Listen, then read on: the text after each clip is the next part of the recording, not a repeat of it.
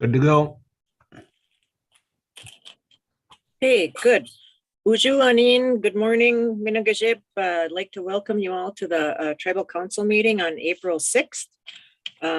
We will start by calling the meeting to order at 9:19 a.m.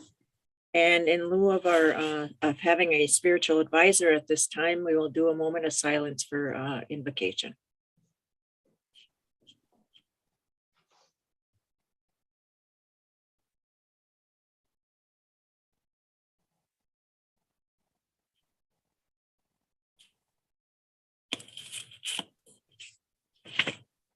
Miigwech. Roll call, please, Nikki. Kathy Chavers, Here. David Morrison Sr., Here. Travis Morrison, Here. Shane Drift, Oma. Here. and Peter Pony. Here. Okay. Today we have Kim Greiner sitting in for Robbie Gogolai, Executive Director. So that's why she's on today. Approval of the agenda is next. Kim, You forgot the roll call. we just did it. Oh, you did? I missed it. Oh.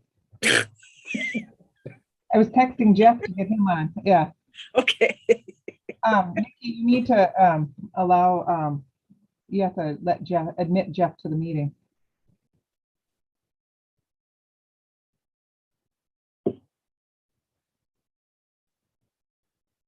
Do you have to make me Or Eddie, whoever. or Jeff or Yeah, you he do it? had a panelist invite, so I don't know. He's Okay. using the wrong one. But can you make me a person to let them Yep. in? Yep. Admin. I don't know what they're called on here.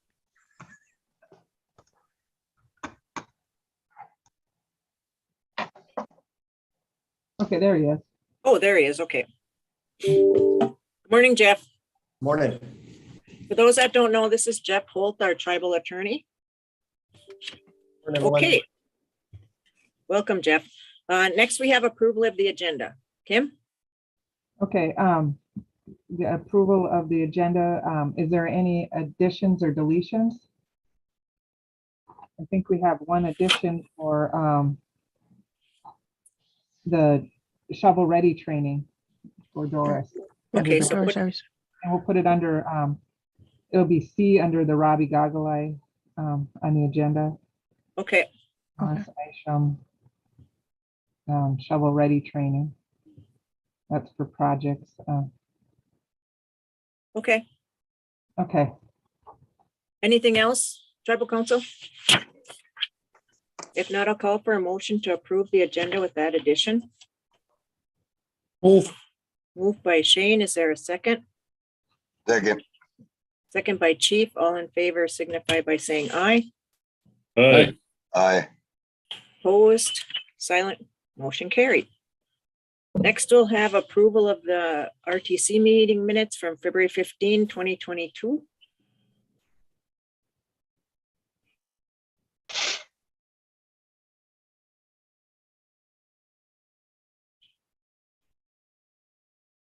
There's no question on those minutes. It's basically, those minutes dealt with the election board and the manner in which the candidates were listed on the agenda. I mean, on the ballot, sorry. Okay, do we have a motion to approve the February 15, 2022 meeting minutes? Move. Moved by Chief. Is there a second? Second. Second by Dave. All in favor signify by saying aye. Aye. Aye. Opposed, silent, motion carried. And next we will have the tribal council meeting minutes from March 16, 2022.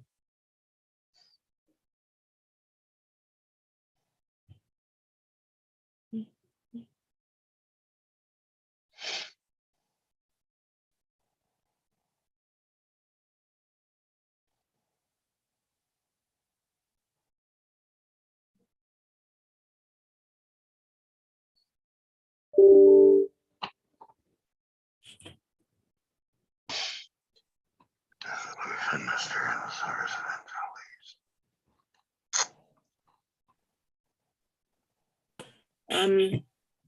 think what we should do, this was regarding the Rosetta Stone also, and the committee that we were working group to work on the cannabis and hemp.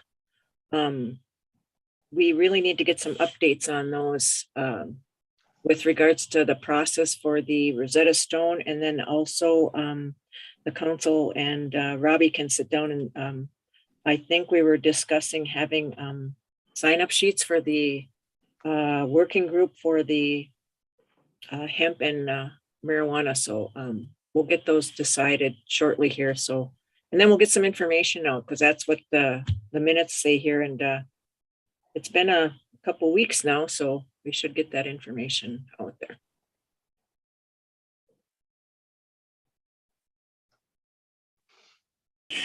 I have a question on page 3. Okay. Where we talked about the moved by Peter Boney, second by Dave Morrison Senior, to approve resolution 77-2022,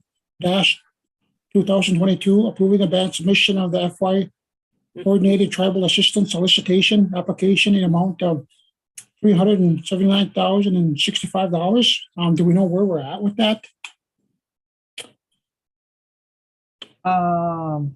The CTAS grant, Kim, usually they don't.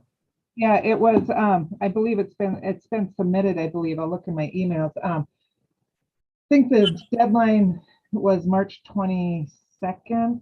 It had to be submitted. It was originally like March 16th, and then it got pushed back to the 22nd by the funding agency for the deadline. And I'm pretty sure I'm almost 99% sure Doris had already submitted it. And then we usually find out in the fall, is it, Kim? Or Yep. late summer on the grant itself? Yeah, it's a process. So yeah, because they have to review all the applications they get in the so it'll be probably September. Doris said it's in September. Thank you, Doris. We'll find out about it in September. Okay. Okay. Are we doing introductions now? Is that where we're at? We're on minutes right now. Oh, okay. Sorry. It's okay, Nick. That's all I had. Okay. Any other questions on the minutes? If not, I'll call for a motion to approve the March 16, 2022 meeting minutes. Move. Moved by Shane. Is there a second? Second. Second by Travis. All in favor signify by saying aye. Aye. Opposed, silent, motion carried. Now we're on introduction of new staff. See, we have accounting first, Kim. Okay, first we have Erin Morrison with her new staff. If we want to let them in. I don't know. I can't see if they're there or not, so. They're coming, just. Okay.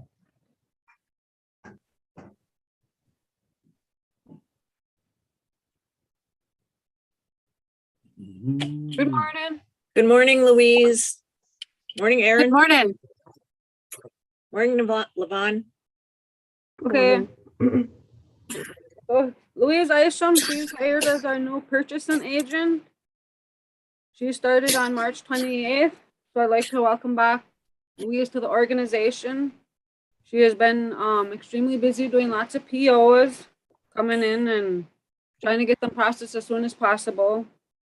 She's been catching up, she's been catching on pretty quick, and we're glad to have her on board.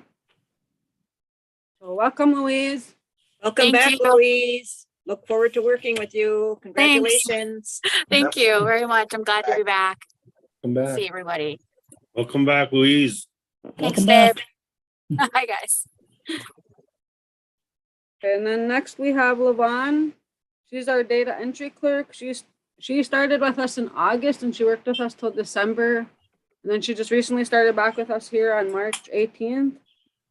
She's been busy doing the data entry stuff, helping with that because we have one employee that's only working part-time because he's been sick. And then, so she's been helping with that. And she's always helpful. So we're glad to have her back here because she's always willing to be helpful wherever we need her. So welcome back, Levon. Thank you. Congratulations, Levon. Glad to have you back and thank you so much for helping out. And we know you do a great job. Rich. Welcome back. Yep, welcome Yep. back. Welcome back, Levon. Okay, next we have Angela Wright with some staff.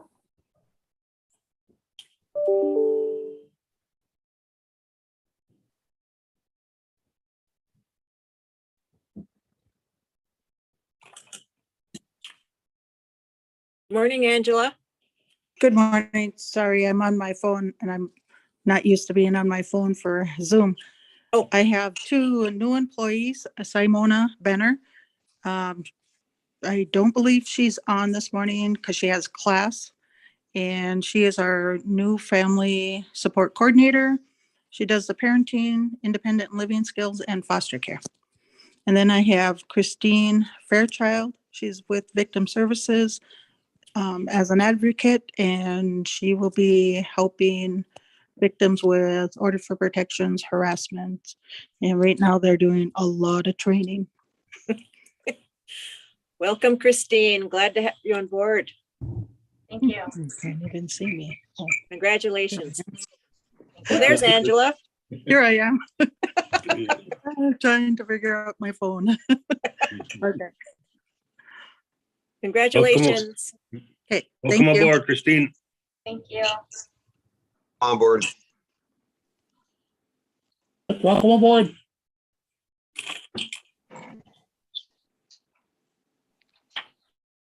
Okay. Next we have Brian Moyer and his staff.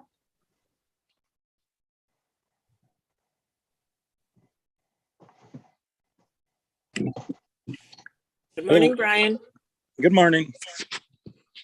I got one new guy. His name is Jamie Drift. He started Monday, the 28th. He's our new Vermilion maintenance tech. And so far he's doing an awesome job. And here he is. Yeah, hello. Congratulations, Jamie. Thank you. We know you'll do a great job. I know you work very well with us on Summer Youth, so Yeah, it's my first kind of job, like real job working for the res, but I'm excited. we're excited to have you. Yeah. Welcome aboard, James. Thanks, Trav. Welcome aboard, Jamie. Hey, Dave. Welcome aboard, Jamie. Thanks, Shane. Yep, welcome aboard. Oh, Oh, what? Thanks, guys. Talking Indian. Yep, Yeah. Big Rich. oh, I know I'm talking Indian. Okay, next we have Chris Holm with his staff. Morning, Chris. Good morning. No. We've recalled Nick Buckholz to the barge operator position. He started at the end of March. Apologies, he can't be here to say hello in person. He's scurrying around trying to get some barge equipment put together and get ready for a job.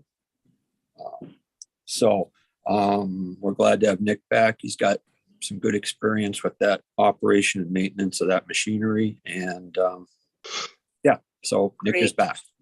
Wonderful. Tell him we say congratulations I will do that. and hope he finds what he's looking for. Hope so. Okay, thanks, Chris. Sure.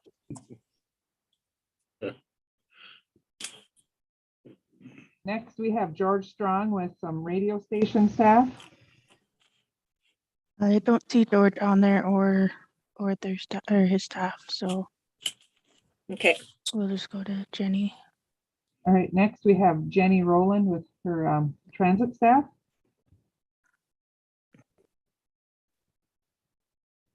good And here we morning. are. We're at the Big Woods Transit Staff Meeting. And you can see that we got all kinds of employees here. We're introducing Lynette Villebrin, she's been here for 3 weeks now.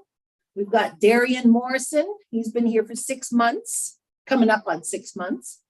We got Natalie, we got Tony, we got Malia, who's my admin, and we have Brian Whiteman Jr., Brian Whiteman Sr., and Roxanne Gogolai. Well, good morning. Yeah, thank you. It's staff meeting and wheelchair securement training today. Wow. That was Congratulations, Lynette and everybody else. Hi, Tony. So you're peeking around the corner Hi, there. Jenny Chambers. Welcome, everybody. Glad to have you on board. You guys do a great job. We see those buses all over. I'm just so impressed. All right, thank you. Big Witch. Yeah. Welcome aboard, Lynette. Aboard and good job.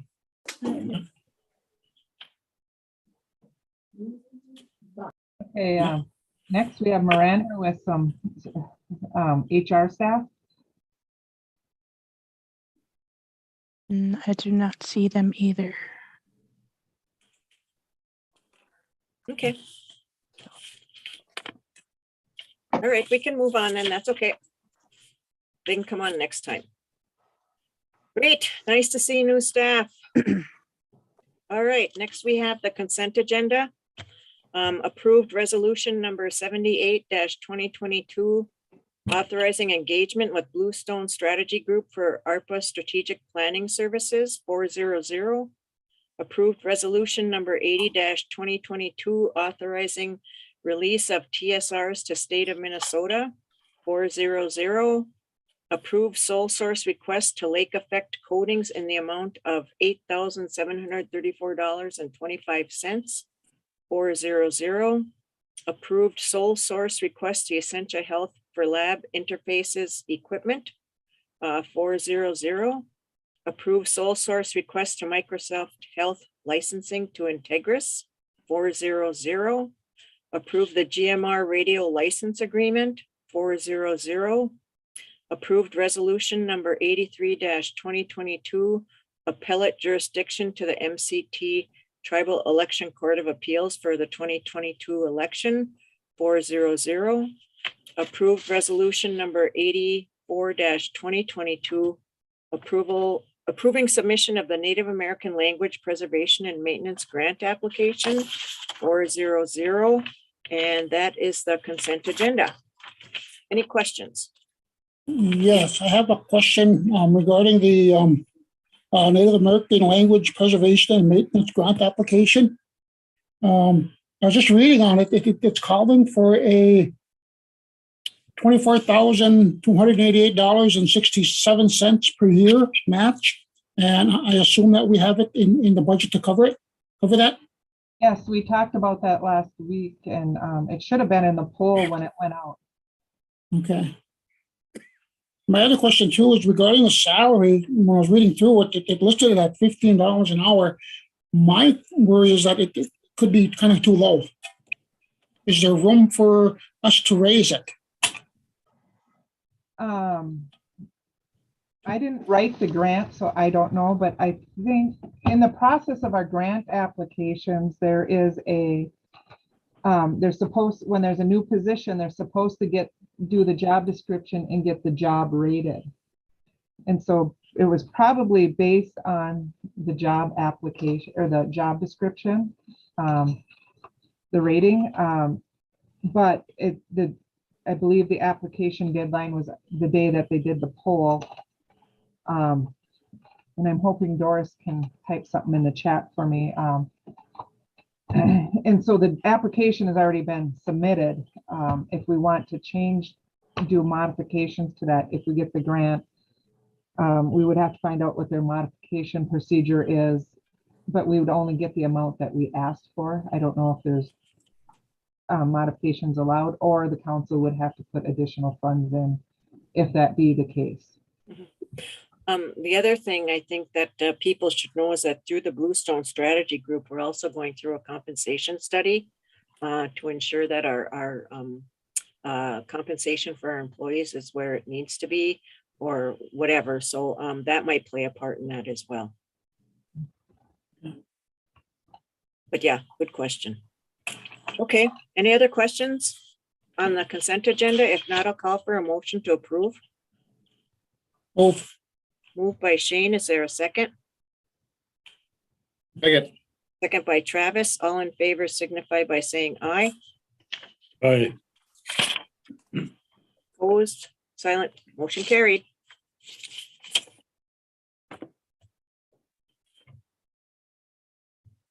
Okay, next we have Ashley Goodsky, Tony Wakeham Up, and Millie Holmes.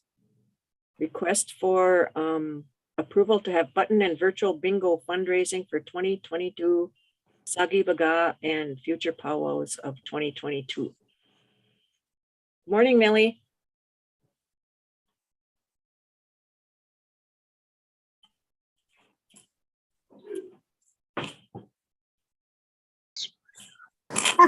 Morning, I keep forgetting to unmute. Oh, okay. Ashley should be on here. I'm just Well, there's trying to. Ashley. Oh, Ashley's coming. hello. Good morning, Ashley. Good morning. I can't see myself, so I hope you guys can see me okay. No, we can't see you either, but that's, we can hear you. Okay.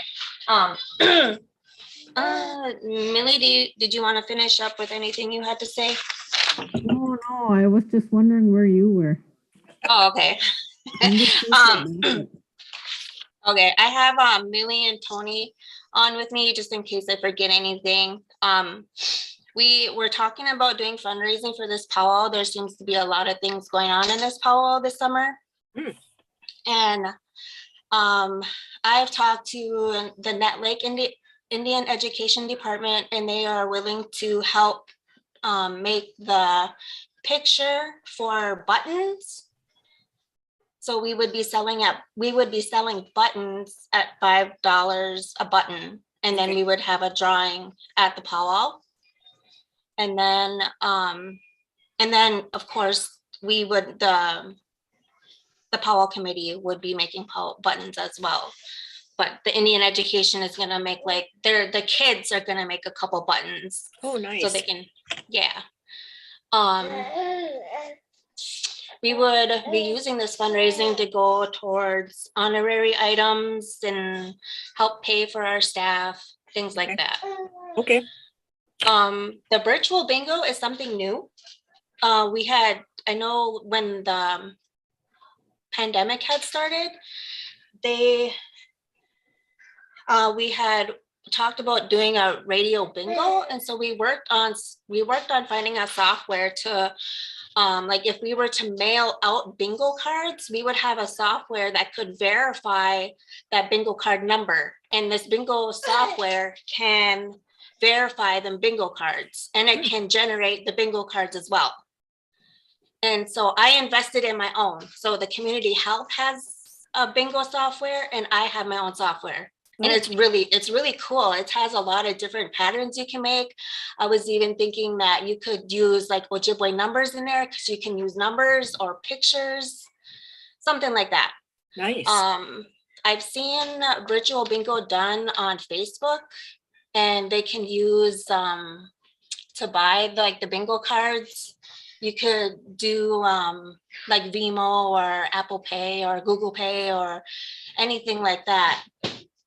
I'm not sure if that was something that we are able to do living here. I'm not aware of those guidelines. So I just wanted to bring that up. And of course, those funds would be utilized at the powwows in the futures as well. For people's sake, just to maybe Jeff could do a quick summary of why when we do something like a raffle type thing or a bingo, why you have to come to the tribal council for permission. You know, just a brief overview so the general audience knows why. Yeah, anytime you do like a sort of a raffle related or bingo related activity, technically if you get into the gaming realm, you're conducting it on reservation or within Bois Forte's territory.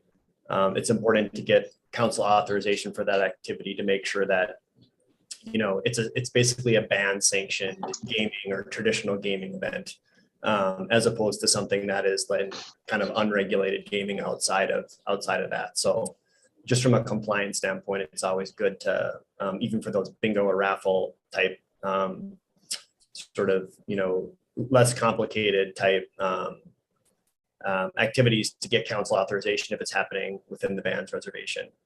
So that's the quick summary. I mean, and then in terms of like virtual, and I know I worked with Ashley a little bit on the radio bingo when there was some discussions about that. I mean, that can always get into some other questions, like if it's radio, there might be some FCC things that we need to think about, but so there might be some additional layers to think about, but yeah, that's the summary. Jeff, are we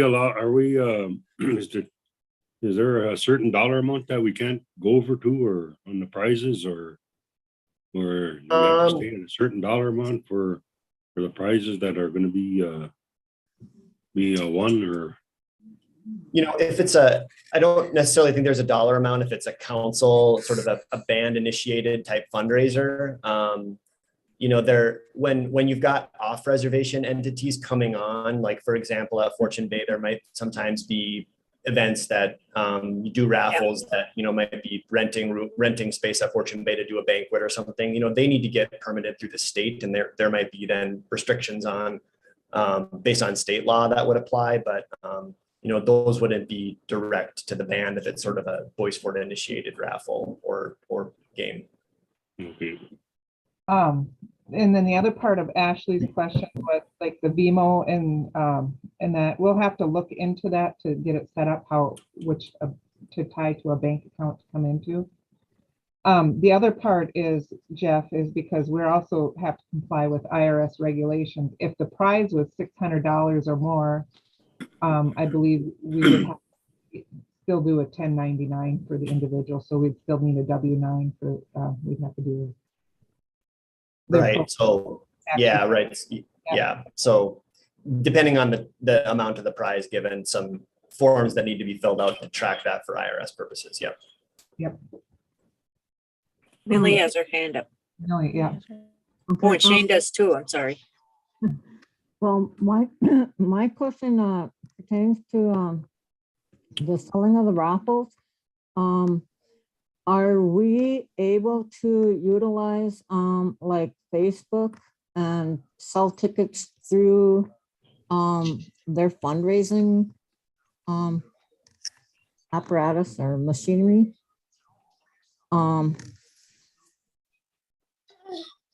Or do we have to are we just restricted to selling here on the reservation? Like an online is what you're thinking, Yeah. Millie? Yeah, Yeah. the selling of the tickets themselves.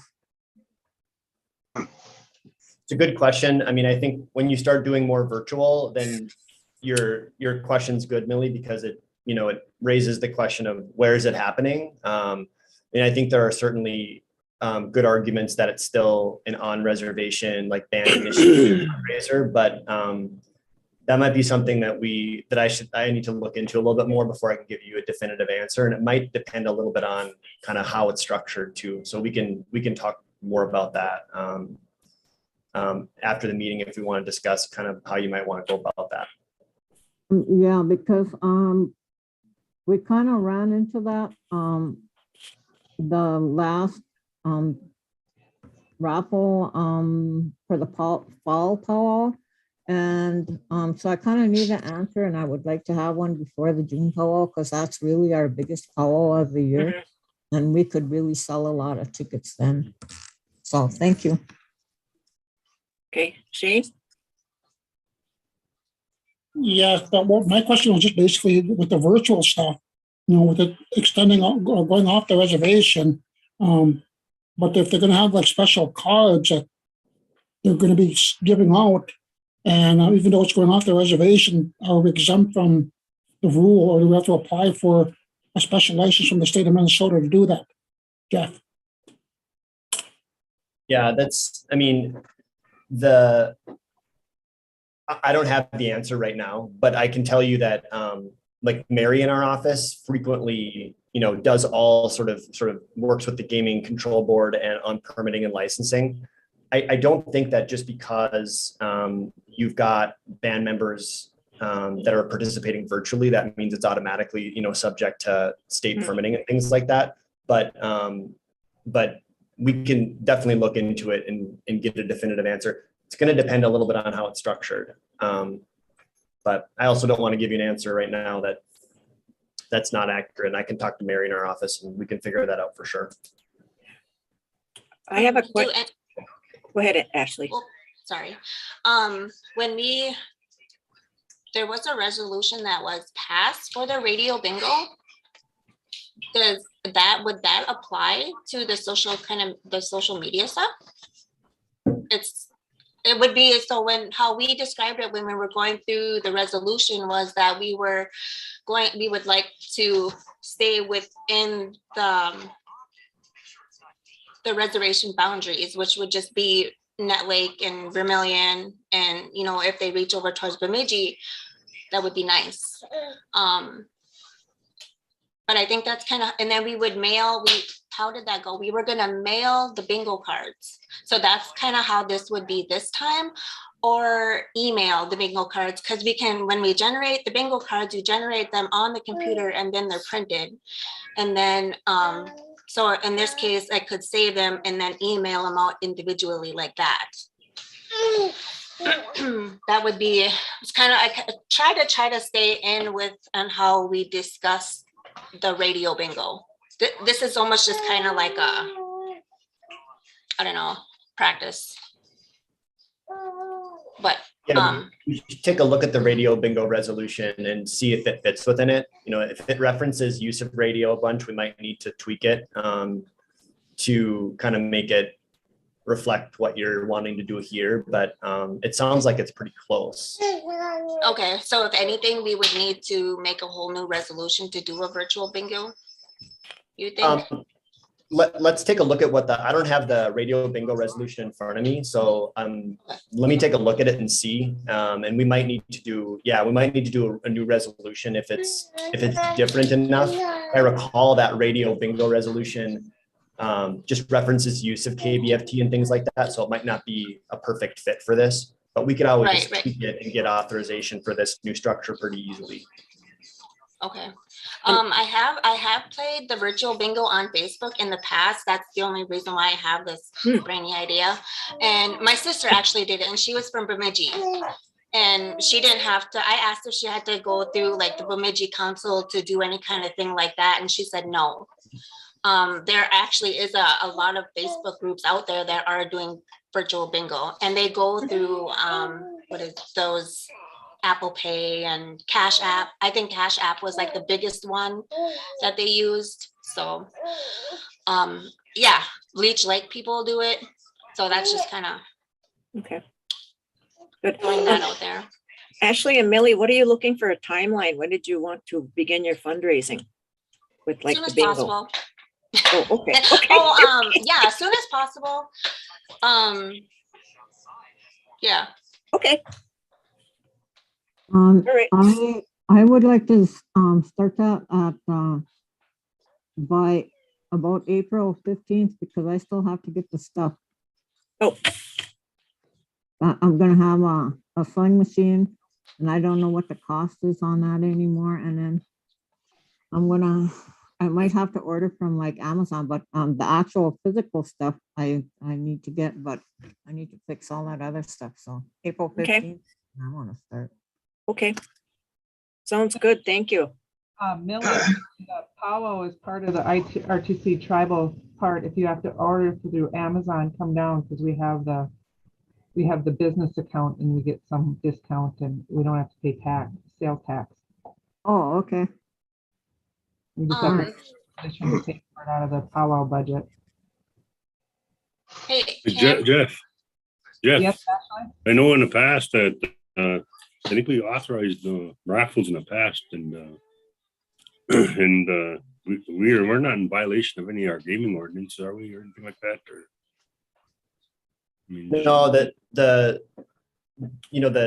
IGRA in terms of regulation gives RTC pretty exclusive control over, class 1 games, sort of traditional games and raffles and fundraising and things like that. So no, you're not in violation. I mean, could there be games that, don't fall into that are, maybe off reservation or beyond that scope, maybe, but generally speaking, these types of things are pretty exclusively within kind of the band's control and council's control to regulate.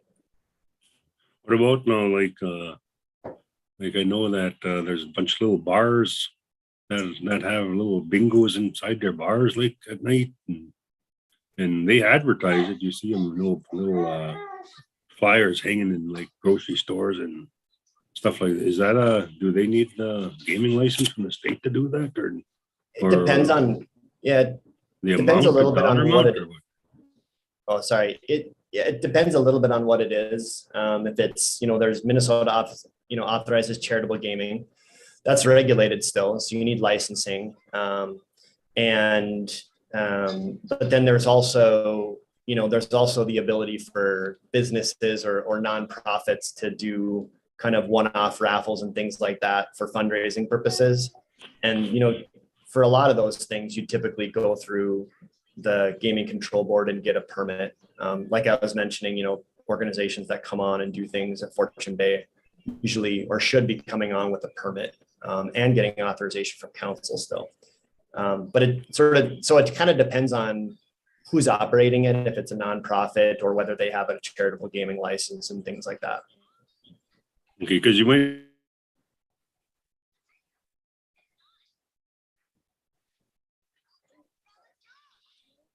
Oh, I think he froze.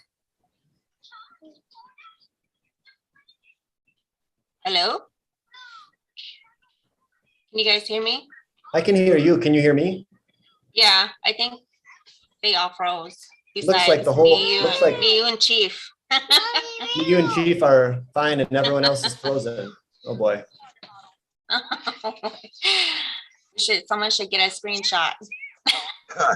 Must be Weird, I've never the seen that happen before. must be the internet down at the office. Yeah, you're right. That's all. Everyone who froze is on the same. No. There There they you go. Yep. Uh-oh. Now they all got the boot. Yep. See ya. No one liked my answer, so they all just took off.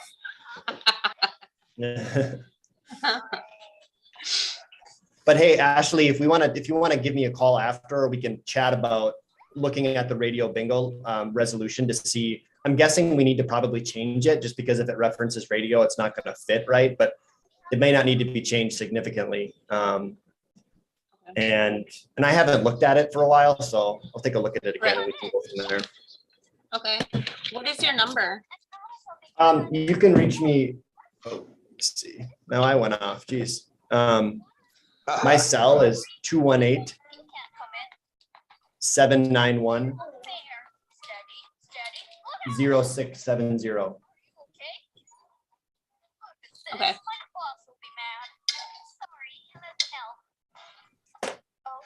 Let me call them and see what's going on.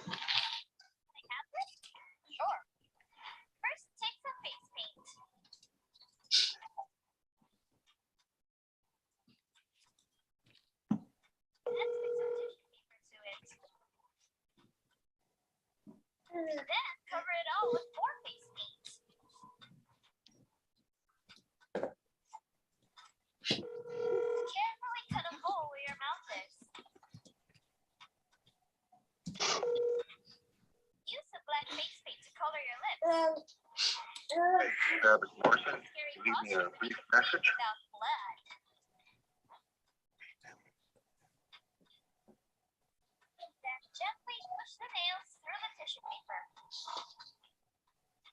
Well, they're not answering their phones either. So. Sometimes does the internet and the phones go down, Chief, at the same time? I'm not sure, but their cell phone should be active. Yeah.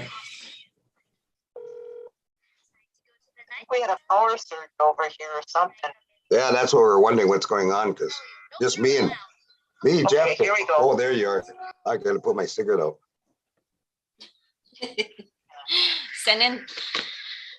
Okay, we had a power surge over here at Net. We've got some pretty horrible weather going on, so the rest of the council, we got kicked off. Yeah, it's coming down pretty good. I didn't even look at. Yeah, I thought maybe no one liked my answer, so everyone just decided to leave. everybody froze up on our end, and but we could move, but nobody else could, so we got lost. We got disconnected. Sorry. The generator kicked on, so it shut a bunch of us off. Okay. Yeah, we got a screenshot of everyone's crazy faces. Just kidding, I didn't. I was like, what happened?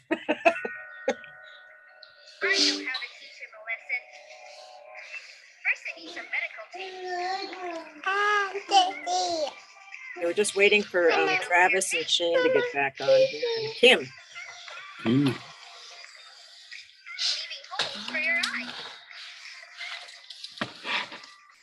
Well, Kim's trying to call me.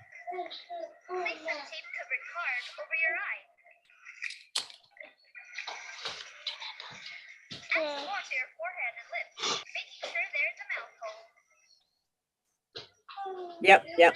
Okay, all right. Bye. Thank you.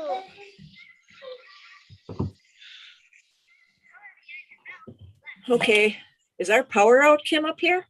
Yeah, the power switched over to the generator, and when it flicked, with that brief moment when it switches from, the power to the generator, it kicked us all off the meeting. So yes, the power just went out.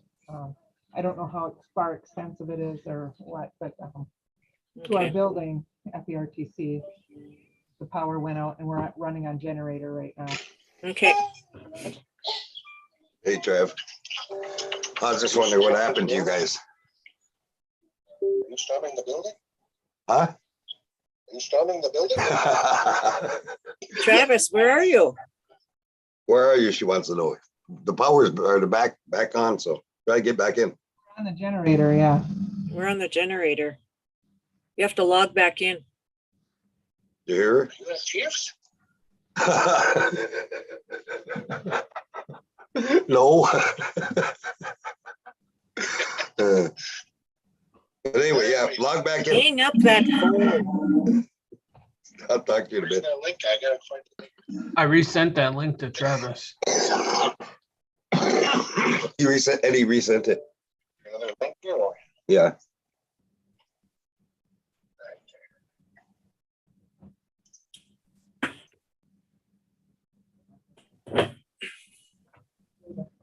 You on?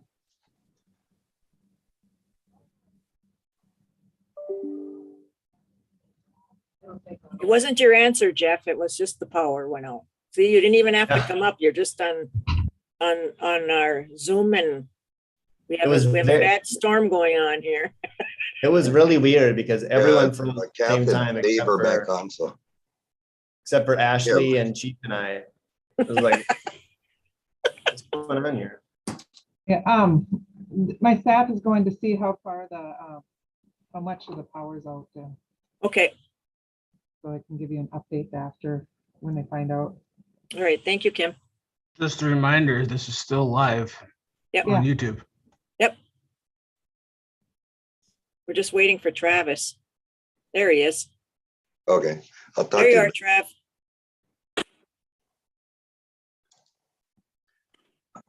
Okay, we can continue on. I know Ashley was going to ask a question before the power went out. Huh. Go ahead, Ashley. You're muted. Oh, there you go. Sorry, I was muted. Just blabbing away. For like the last year and a half, like the last year, I've been reaching out to Northwoods and Nut Lake Elementary, asking if any of their kids would like to participate in any of the powwow happenings, like the positions there.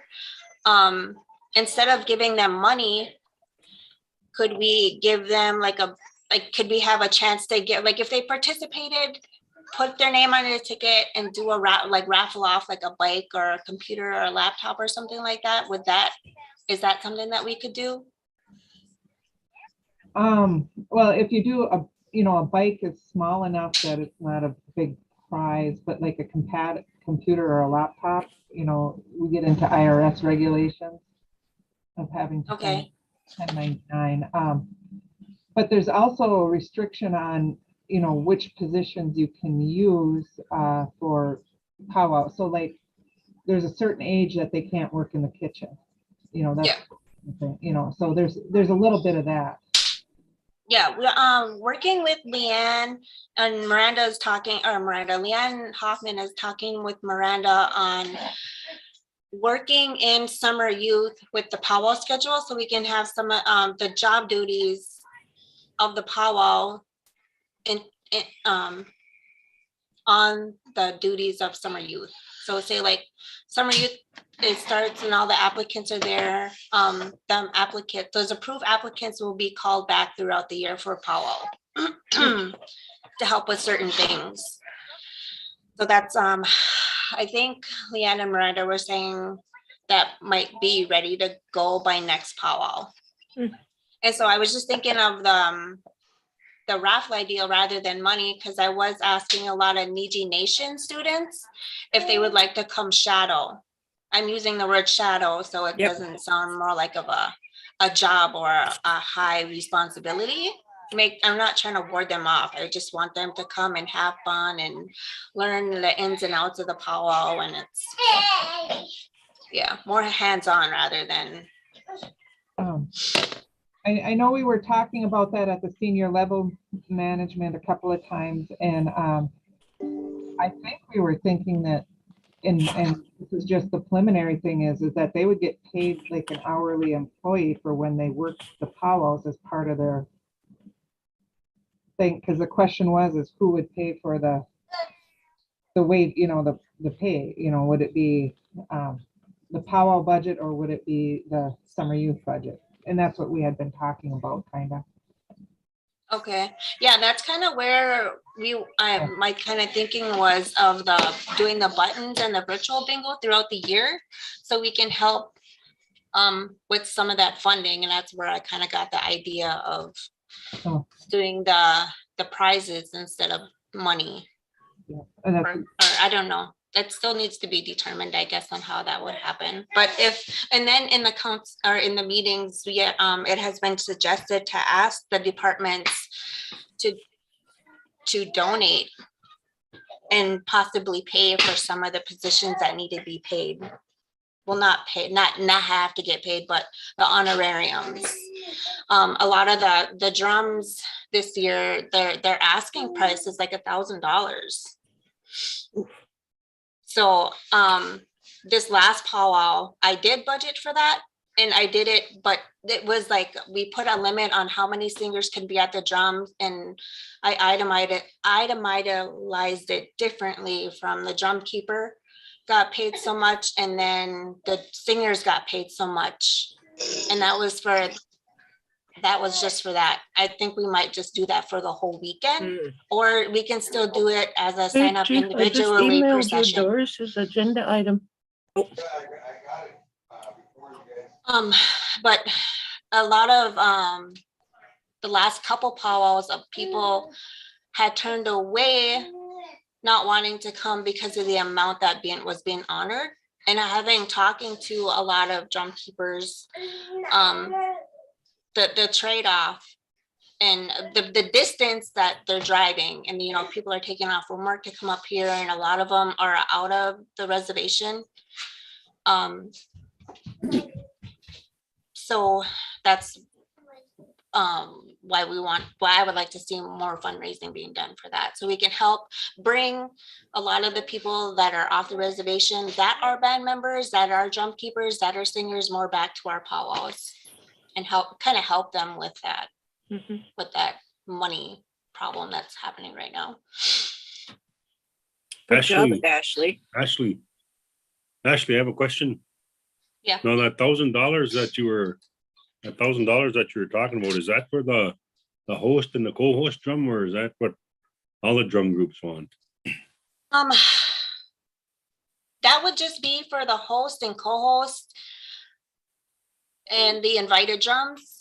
But I'm actually not setting that up this time. I was last time. I have a different person doing that. And the people that they suggested were off the reservation, but band members. So I think we need to talk about on how we want to rotate these drums, because traditionally on the reservation, we're supposed to invite the local drums first, the drum keepers, traditional drums. And then if they decline, then that's when we have to go off reservation band members. And then I wanted to keep it like the invited drums as band members off the reservation, because we have like Little Earth from Minneapolis that comes up, and then I just been passing the word out, hey, if you know of any band members that are drum keepers, that are singers, let me know. I would like to get them invited to our powwow as a drum.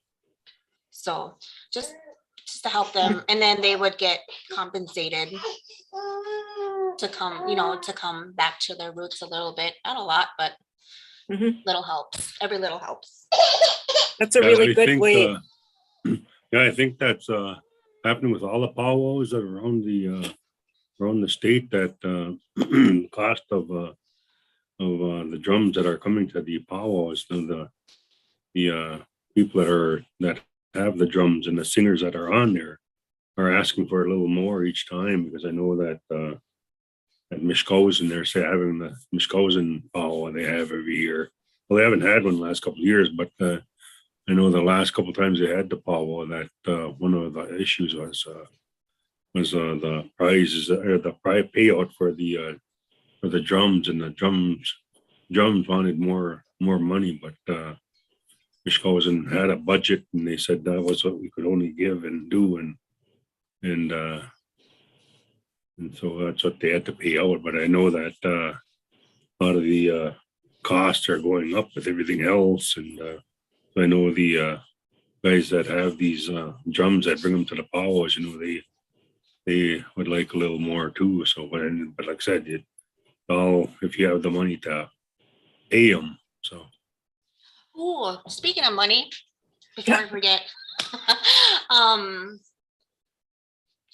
the hotel rooms. So I was talking to Brian Anderson and Rebecca Stahl.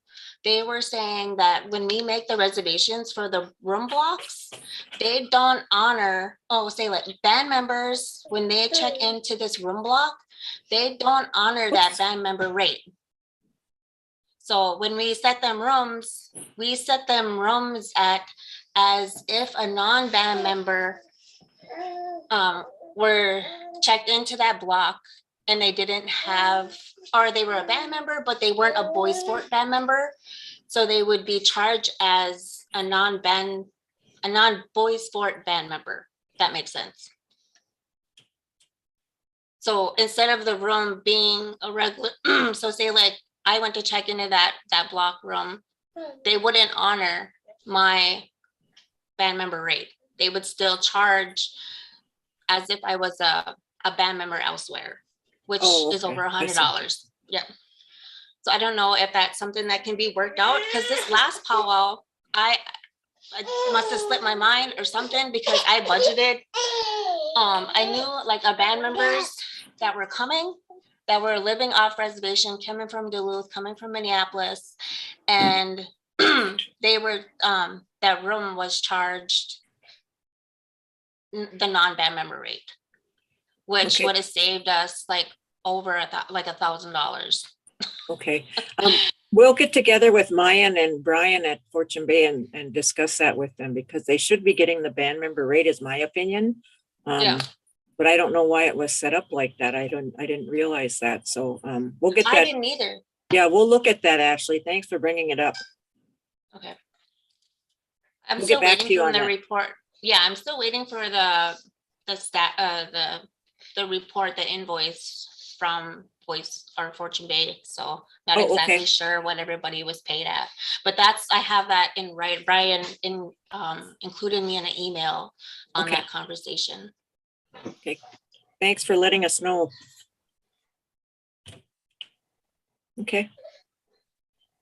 The other reason why I bring up that donation gift was because I also talked to Indian Education in Virginia on helping with donation on items. So that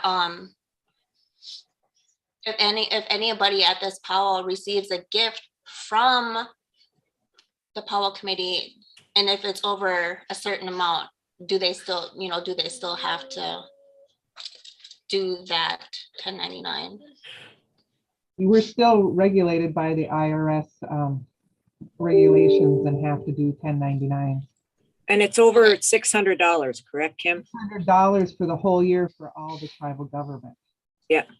So we generally at 100, because in theory, you know, if you do 4 powwows and you get $150, you could hit the 600. And so that's why we Easy. asked for the W4 up front, or the W9, excuse me. Okay, so when we get these, how am I supposed to, should I contact you after, Yes, Kim? please. Yeah. Okay, all right. Okay, Yeah, we're getting donations from a few different departments, and I guess, yeah, I need to get that. Yeah. Sorry. Oh. I need to get that cleared up. Uh-oh. Hold on, I'm gonna mute. Okay, Millie has her hand up. When you were talking about the IRS and then getting receipts for the donations, for some of these places are like individuals, if they give, because like I have nieces and nephews that donate goods for the giveaway, if those are they able to get receipts from the powwow committee so that they can use them on their taxes? Yes, they can. I can give you a form that we've used for the radio station, that donations to the tribal government are tax deductible to the donor. Okay, I just wanted to make sure. I kind of thought so, but I wasn't sure, so. Yeah. Good questions, good discussion. Well, I guess they'd like to get going, so let's get a motion to approve the button fundraising. And then also to, we want to say to do the virtual bingo at this point, or do we want to wait? Jeff? I think I'd like to talk to Ashley a little bit more just Okay. about the specific structure to make sure we're doing it right. Okay. Okay, so I'll have a motion first to approve the button sale for the 2022 Sagi Baga powwow and future powwows of 2022 to have button sales. Oh, Moved by Travis. Is there a Second. second? Second by Shane. All in favor signify by saying aye. Aye. aye. Opposed, silent, motion carried. And if Jeff and Ashley come up with a process, and Kim with regards to the virtual bingo, then we can always do a poll on that if they want to get going on fundraising. So just so you know, we won't forget that, okay? Okay. All right. Okay, thanks, Ashley, and thanks, Millie. Yeah.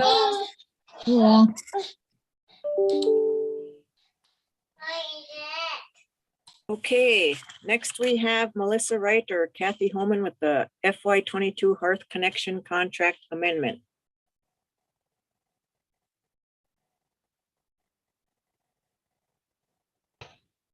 Good morning, Melissa.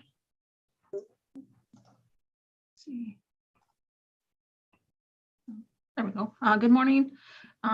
We have the annual Hearth Connection contract that needs approval for the new fiscal year. Some of the changes is they're switching it to a 2-year cycle now. So we don't have to come back every year to do this. This funds Kathy Holman's position and helps band members that are experiencing long-term homelessness. Great. And how much is the grant? I'm trying to find it here. 137,993. Okay. Is that per year, Melissa? No, that's unfortunately for the That's a 2 years. 2-year? It is the lowest amount that we have received from Hearth Connection to date. Since I've been employed and working with this program. So Hearth Connection has undergone some major changes with a recent addition to some termination of positions down in their organization. So there's a lot of restructuring happening and different things kind of occurring within their organization that we are definitely paying attention to and keeping an eye on. That's kind of, go ahead, Kim. Oh, I was just gonna say they supplement this budget by their arms bill. Is that the correct word? I'm The using? TCM billing, yep. So our Arm- TCM billing is definitely supplementing big time in the coming 2 years. You know, that's kind of disheartening to me because homelessness is such a huge issue. And why is the funding going down when it should be going up? You know what I mean? Well, and they've explained that to us. The funding has kind of stayed the same from that they get from the state level. Right. And Hearth Connection has then, I think they kind of overstretched. They've added like the central projects, which is, you know, more programs like our own in the central region of the state. And I think they just kind of had way too many expenses. And so now we're kind of like getting the aftermath of some of that. They are Right. pushing a lot of like the third party, you know, revenue programming and things like that. We were one of the kind of, I wouldn't say the first, but top ones that have been consistently with the billing and things like that, where a lot of the other programs across the state weren't doing that due to, you know, many different reasonings and things like that. So it is disheartening, and hopefully in the coming years they can kind of turn things around. I think that's something that we as tribal leaders need to approach the state about because, you know, they need to start getting this money out to the tribes. That's, I'm sorry, but that's ridiculous to be staying at the same amount for 2 years with no increases. And that's what happens with most of the, and I hate to say it, human services budgets is even with the mental health, you know, the SUD, there's not a lot of increases. Well, there's a big budget surplus this year, so there should be money coming down. And I think that we, again, as tribal leaders, need to get in touch with the state and start getting some of those voices down there and talking to the legislators and our lobbyists and stuff to say, you better start trickling this money to the tribes because, you know, we're trying to provide services for our tribal members that are experiencing homelessness too. And this population is unfortunately some of the more difficult populations due to, you know, past felonies, burnt bridges with landlords and things like that. I mean, we're trying to house people who have very significant criminal backgrounds, and a lot of the places just don't want to work with us, unfortunately. So yeah, definitely any more lobbying that we can do to kind of help, you know, help this population out. They have the greatest need. Yep. Well, it's something that we're going to have to work on. Yes. Is that something that you could bring up at your MIAC meeting or? Yep. Sure can. And that MIAC meeting, I believe, is the beginning of May at Grand Portage. The first week in May. So we'll be bringing that up, Melissa. That sounds great. And if anyone has questions or anything, you know, definitely let me know. Okay. I will call for a motion to approve the FY 2022 Hearth Connection grant contract for a 2-year cycle. Yeah, I think I forgot to put the both cycles. That's okay. Move. Second. Moved by Travis, seconded by Shane. All in favor signify by saying aye. Aye. Opposed, silent, motion carried. We'll work on that, Melissa. Sounds good. Thanks, guys. Yep, thank you. Good job.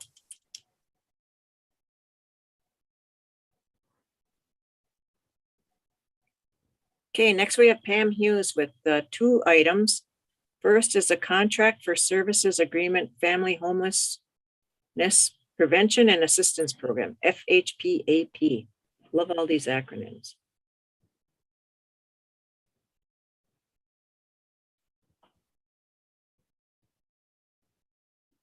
Good morning, Pam. Good morning. Okay, so the first item that I have is the FHPAP contract for services agreement. we have had this over the past several years. It will be in the amount of $60,000. And I believe this one ends 2023. So it's a year, 2 years. 2 years. And Yeah, it's 60, is it 60,000 a year for the 2 years? per year. Okay. Year. Yeah, it will end September 30th, 2023. So 2 years. Okay, And what this grant does is this helps us, we've been utilizing it a lot with new individuals moving in through Boys Fort Housing, because it will help with first month rent and a deposit. We also utilize it to help those that have fallen behind in rent to catch up on their rent. There's a lot of paperwork with it because we have to make sure they're income qualified and other things. So yeah, it's a good program. okay. And we just talked about homelessness with Melissa too. Has this program been increased at all, Pammy? Yes, we did. The Minnesota Tribal Collaborative did get an increase in funding with long-term homelessness. And this one is through Minnesota Housing. Okay, I will say I am currently working on a community living infrastructure grant. We have one currently, and that one pays the wages for Sarah Kinyon over at New Moon. The one that I'm applying for now, we're going to apply for a full-time position. And that individual will work strictly with landlords, courts, different things like that. And there will be a dollars to help with deposits, rent, furnishings, stuff like that for when they're moving into their homes. So I think that, go ahead, Kathy. Go ahead. No, I was just going to say, so this community living infrastructure grant, I think could kind of be even helpful with what Melissa was talking about with her funding that she gets through Hearth Connection. Okay, so it's kind of like an advocate program Yes. when you're looking at, okay, that'd be great. Okay, any questions for Pam on the contract for services agreement, family homelessness prevention and assistance program? If not, I'll call for a motion to approve.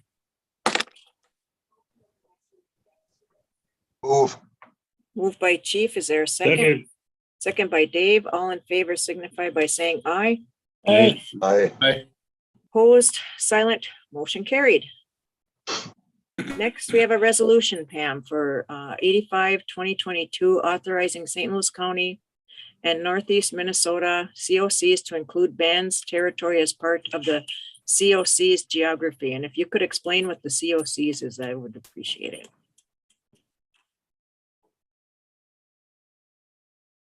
Go ahead, Pam. Uh-oh.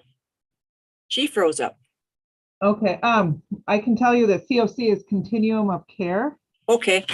And so I've been in on these calls, and so, well, she must have to log off and come back on. So HUD before in their language would not give the Continuum of Care grants to tribal organizations. And they've changed their language. And so how we were getting the Continuum of Care grant was, it was through St. Louis County. Was the okay. Oh. And so I'm back. There you are. Guys, I told them what everything froze up. I told them what COC stood for, and that started out that HUD wouldn't give it to the tribes before, and it was through St. Louis County, and that's as far as I got. Oh. So we do currently have a resolution in place with St. Louis County like this. This is kind of, I don't want to say an addendum, but because we're going to be transferring the HUD program from St. Louis to Boys Fort, this resolution is needed to be able to do that. So what it pertains to is the 6 rental subsidies over at New Moon. Okay. Pam, since you just mentioned the 6 rental subsidies, would we be able to add like 1 or 2 for the Net Lake duplexes eventually, or? Well, I mean, it's just a general no. question. I know. I have asked that before. I did ask if we could increase, and the answer is, we could increase the amount of units, but the financial part of it will not increase. Okay. But Kim, I will say that I am working on trying to get project-based Section 8 vouchers for boys sport. Okay. That's something tribes don't have. Okay. But I have reached out, and Jane Lorenz is helping me on that to get in contact with the correct people. I know I asked that before, if we could have project-based vouchers at New Moon. And I was told no, because if we currently have anybody on Section 8, what has happened is, and we've had that at New Moon, but they've chosen to leave. So when they leave, their voucher goes with them. If we had the project-based ones, they would stay here at Boys Sport. Okay. Good to hear. And the reason Kim asked about the Net Lake duplexes is there were a couple of units in Net Lake that were designated for the homelessness, correct? Yeah, there's 4. 4 4 okay. units. Yeah. Because the staff at New Moon does do the data entry on those 4 units. Okay. Okay, any questions for Pam then before she freezes up again? You froze up on us. Yes, I had a question from a band member. The grant that you got there, Pam, does that help with off reservation rent? No. No. Okay, thank you. This one is specific to Boys Sport, but there are programs that are off reservation that can help. I just always ask people to call 211. Okay, thank you. Let them know what they're in need of. So, thank you, Pam.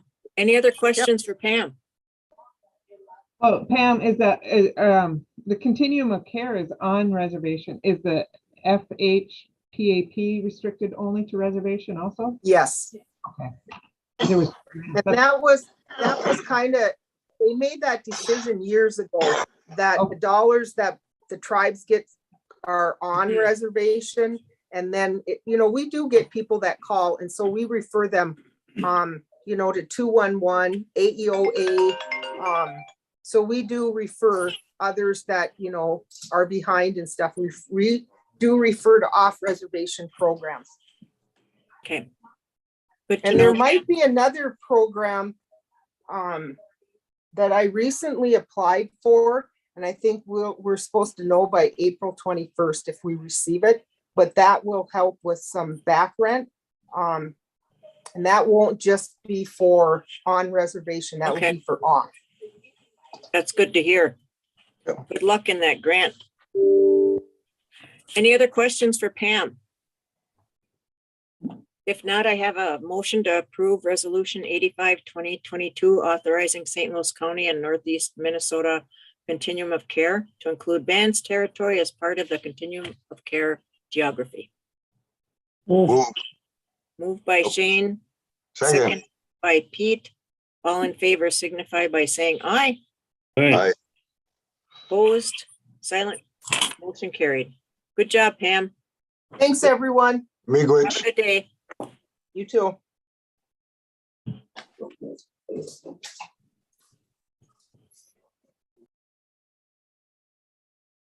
Okay, next we have Chris Holm.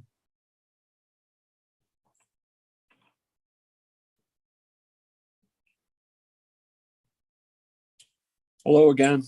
Good morning, Chris. 2 resolutions up front for you, both sort of standard processing. The first resolution, 86, 2022, is a request made by Victoria Villebrin. Victoria is asking for modification of her existing lease to remove Ray Villebrin Sr., deceased, and to add Ray Villebrin Jr., their son, to their existing lease. Okay. Moved by Travis. Is there a second? Second. Second by Dave. All in favor signify by saying aye. Aye. Opposed, silent, motion carried. Okay, go ahead, Chris. Thank you. Thank you. Okay, second resolution, 87-2022 is a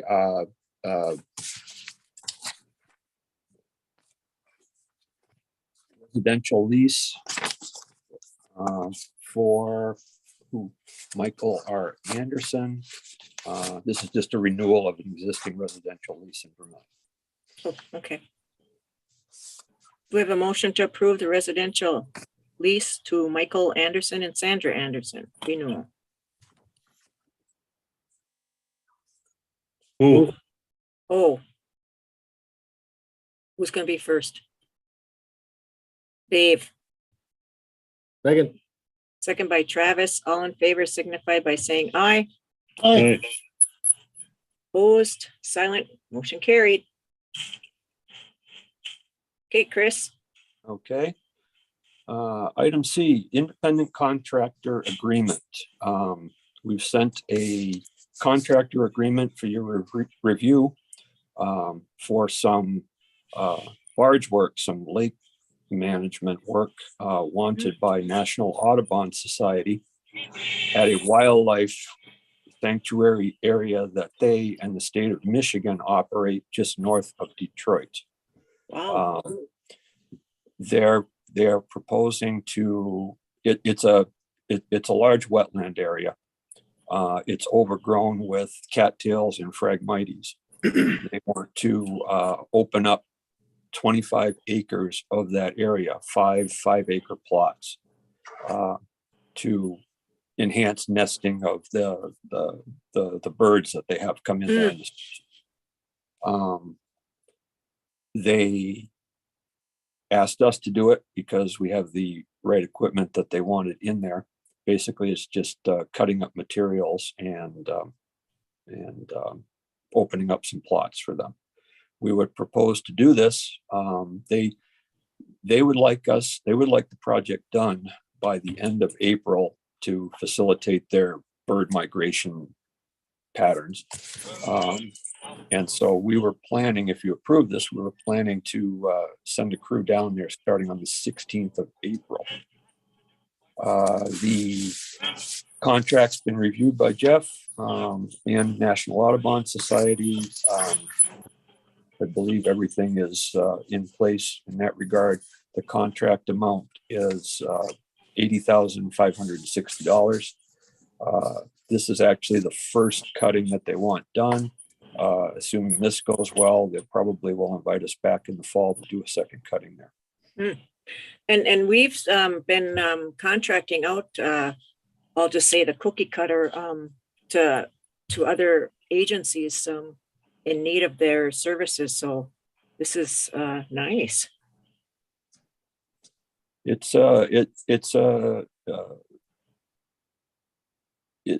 nice sum to go back into the lake restoration program.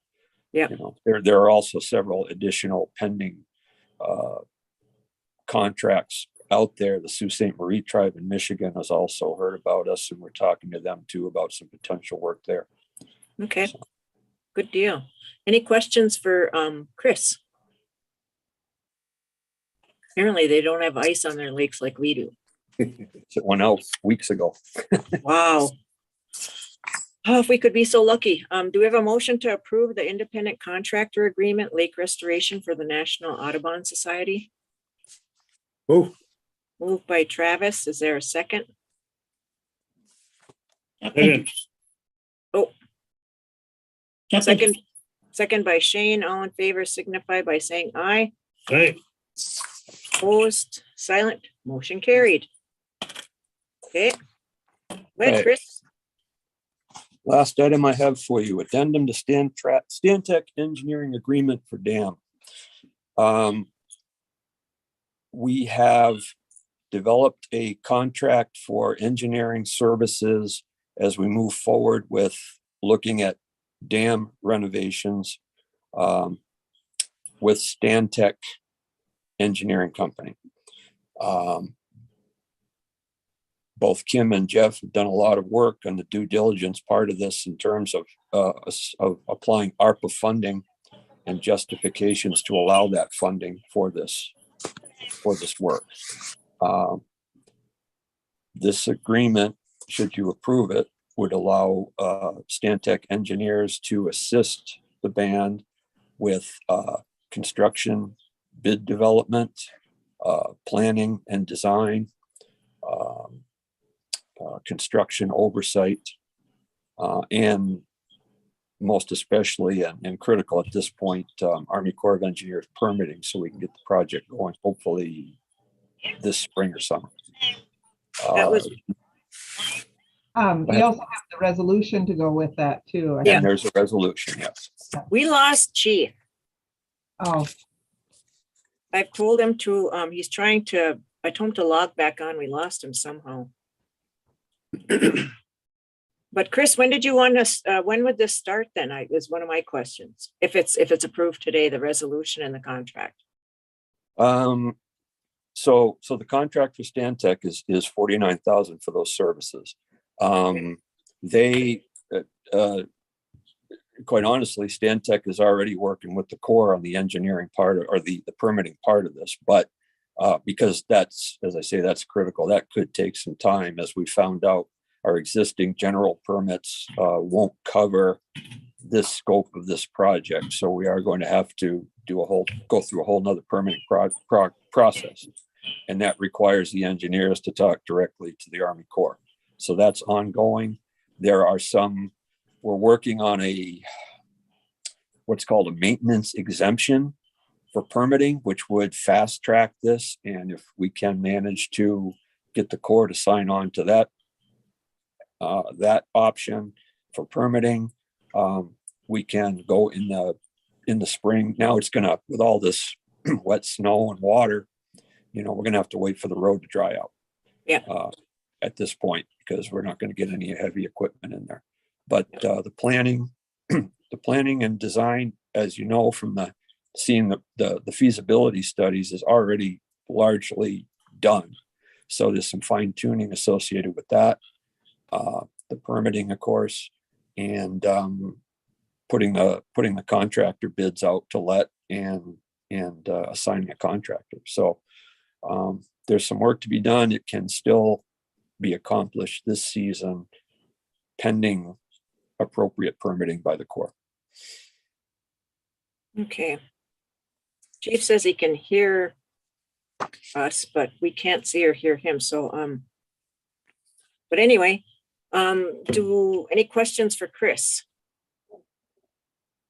with regards to the resolution or the engineering agreement for the dam replacement? This would be out of ARPA currently, but we know that there are other funding mechanisms out there to help with the dam restoration. There he is. Welcome back, Chief. I believe once we're to the point of the bid, we get the bids in, then we can put in an application to the IRRB too. Is that correct, Chris? Yeah. We can. Wanted the actual cost before we put our application in. And I think it was it 300,000 we might be eligible for? Yeah, it's somewhere in 350,000 sticks in my head, but it's in that range. Yeah. Go ahead, Shane. My question is that I know we talked about this time and again, but how much is the project overall? It's currently set at 750,000, 780,000, something like that. That's probably going to go up, considering the cost of everything now. So that was my next question. Is that if stuff starts to go up, what's our backup plan for this? Because I know we need to get this done. Just an FYI, I did testify before the legislative committee on the bonding bill for money for the dam. So hopefully looked favorable. Representative, oh gosh, come on, Kathy. No, not Stauber, it's in the state. Oh, okay. The guy from the Falls, come on. Eklund? Eklund, yep, Representative Eklund presented the bill, so for the proposal. So I did testify before that committee. So it looks favorable so far, but it's just a wait and see process too. So going back to Shane's question, he asked what if it comes in more? I think if I remember correctly, Shane, this was a priority project out of the ARPA funds. Yep.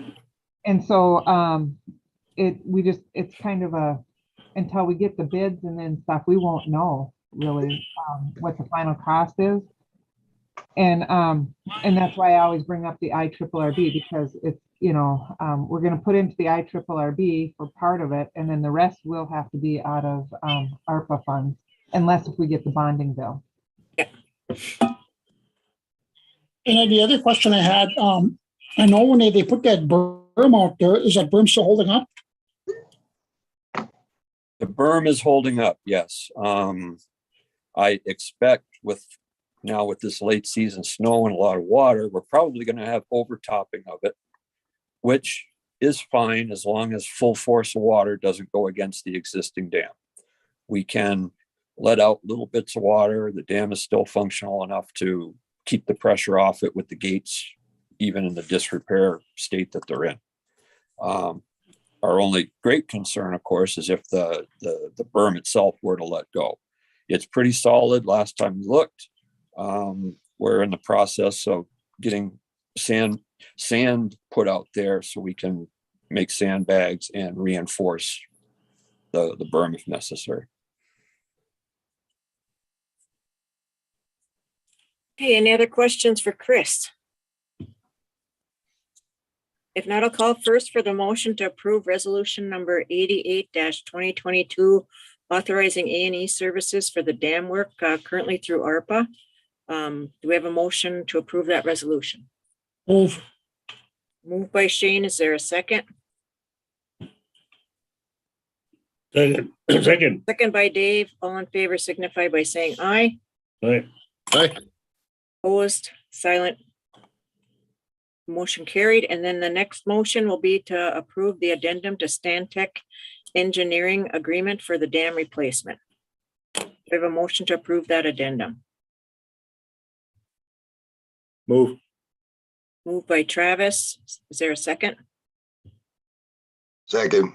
Second by Chief. All in favor signify by saying aye. Aye. Aye. Aye. Opposed, silent.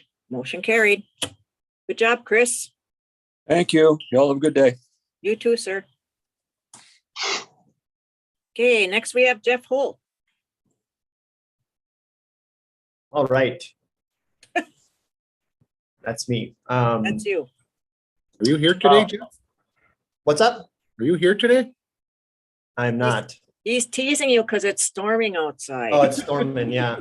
No, it's Every time nice. Jeff comes up, we have a snowstorm. That's why he said that. Yeah, this has been a rough April down here too. It's just cold and wet. Go ahead, sir. All right.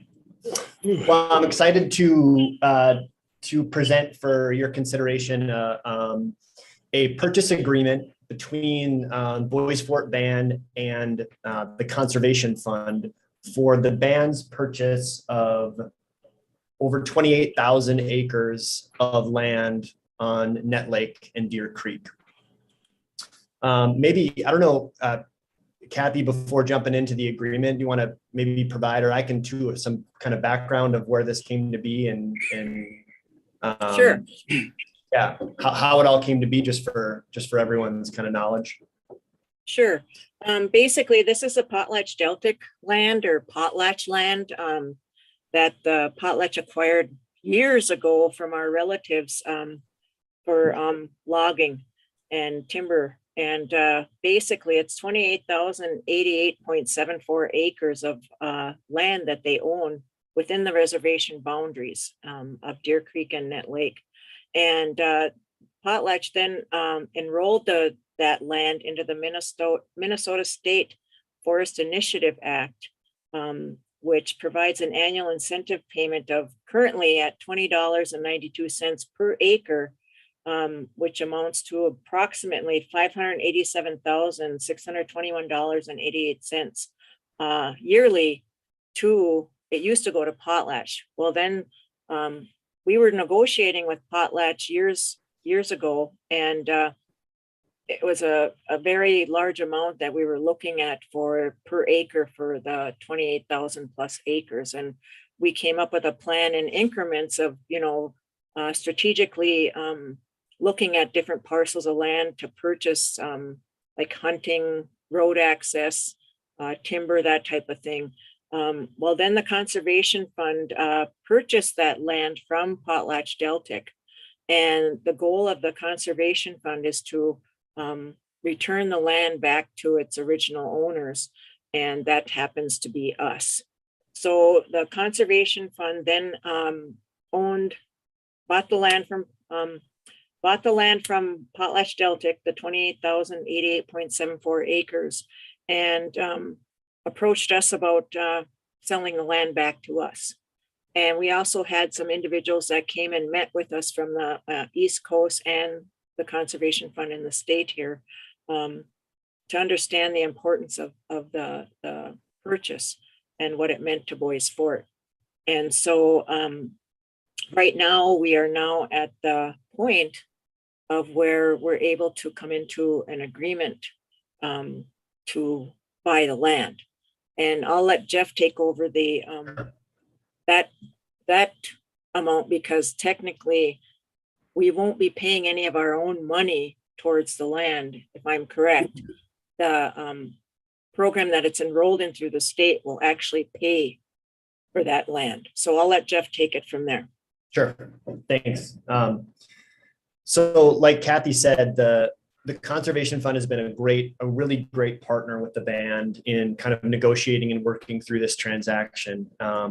And the goal here, as I understand it from council and from the opportunities that have been presented, is for the band to be able to purchase these 28,000 acres, but have with the land sustainable sources of revenue that can pay off the loan for the purchase. So as Kathy mentioned, these lands are already enrolled in what's called the State Forest Initiative Act, Sustainable Forest Initiative Act, SEFA, under Minnesota law. And that provides a per acre annual payment. The numbers fluctuate every year, but just generally speaking, that will produce over $500,000 in income from the land once it's transferred to the band and the band purchases it. So that income will come with the land and provide a sustainable source of revenue that could then be used to pay off loans for the purchase. There's also additional sources of revenue that the council is exploring now as well, with the National Indian Carbon Coalition, with the possibility of enrolling the lands into a carbon credit program that, on top of the SEFA payment, could provide additional revenue that the band could then use for purchase of this land or paying off the loan that it uses to finance this purchase. So it's really exciting because it's a significant purchase. It's a lot of land, and it's an important, restoration of the band's historic territory, but it can potentially be done in a way that doesn't require reaching into an existing sources of funds, but potentially could be just funded exclusively through revenue generated off of the land itself. And I don't know for sure, but I mean, 28,000 acres has to be if not one of the largest, restorations of Boys Fort land in the history of, since the band was federally recognized, and since the allotment era. So it's a really exciting opportunity to increase the band's land base. Jeff, if you can explain that, yeah. one of the reasons it's enrolled in this fund for 50 years, beginning in 2016. So we cannot put any development on this land. It cannot be developed. It has to be left as is for this payment from the Forest Initiative Fund. So that I just want to make that clear too. Yep. No, great point. The idea behind the Sustainable Forest Initiative Act, which is the Minnesota law that it's enrolled under, is to provide for sustainable forest land. So when the lands are enrolled in it, it comes with certain requirements that you have to follow. Lack of significant development. I think there is, forest management practices and things that can be done to, make sure the land is sustainable. But yeah, it comes with those kind of development prohibitions.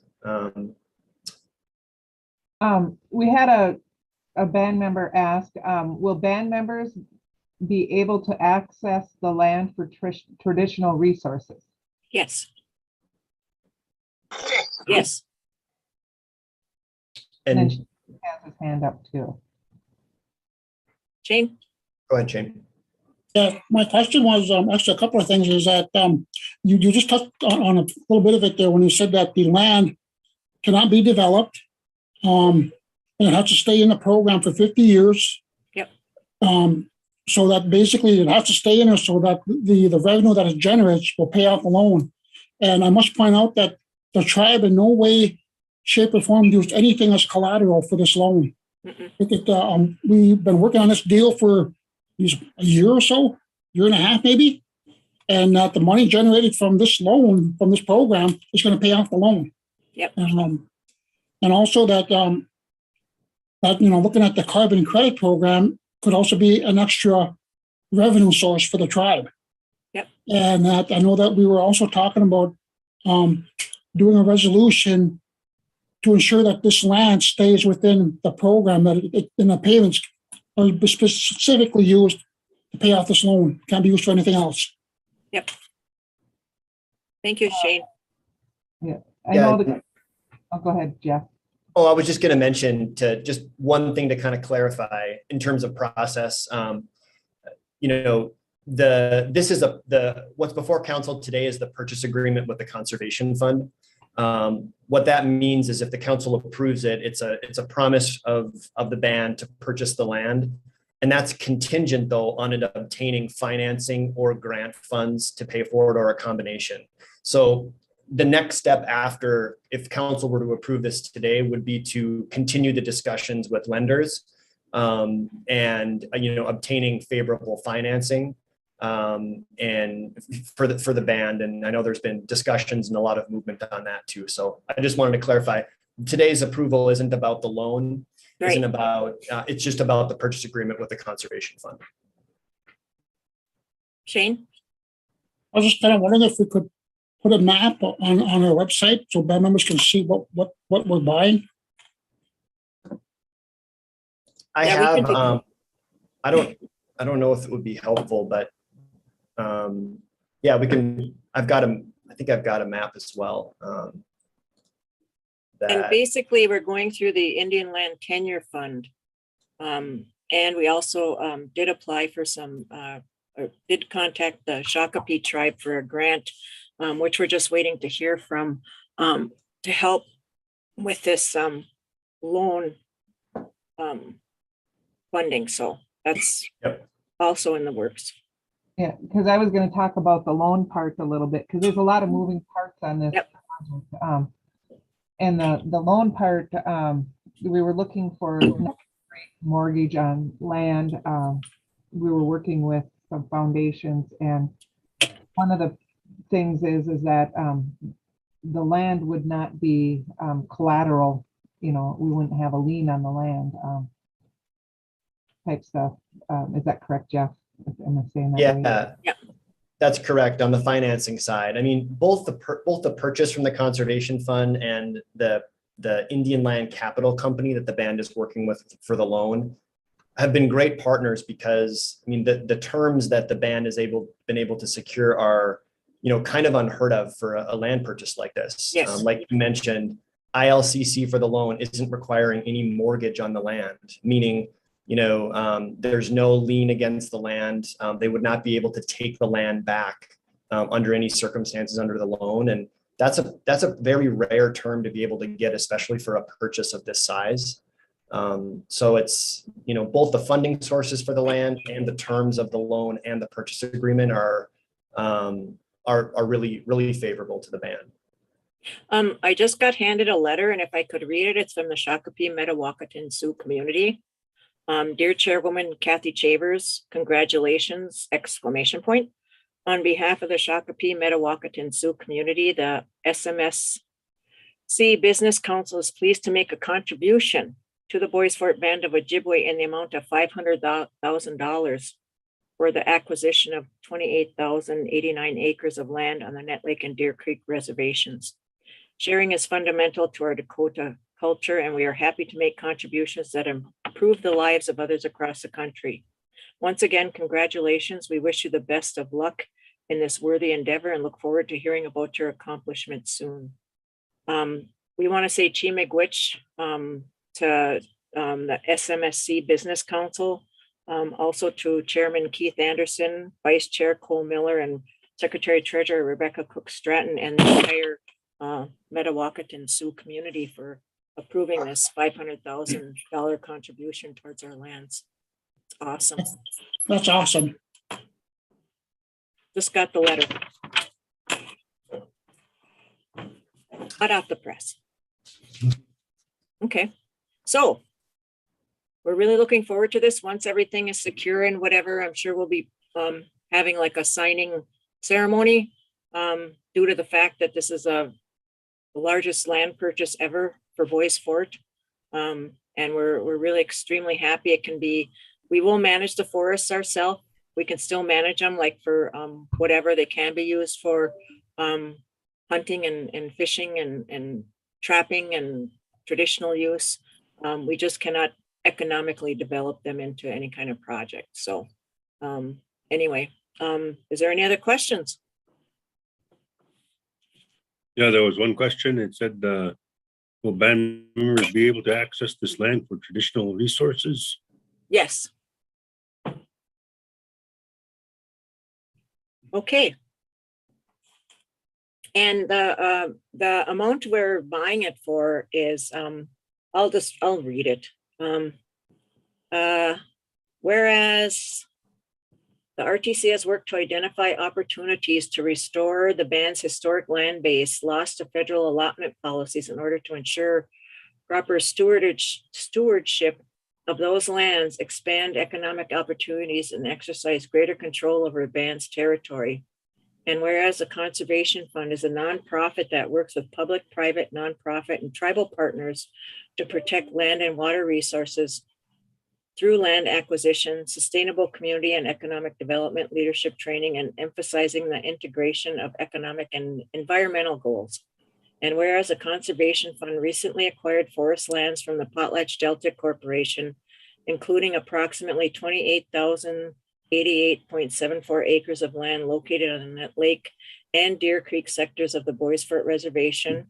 And whereas the land is enrolled in the Minnesota State Forest Initiative Act, Minnesota State Statute 29C, which currently provides for annual incentive payments of $20.92 per acre that amount to approximately $587,621.88 in annual income from the land.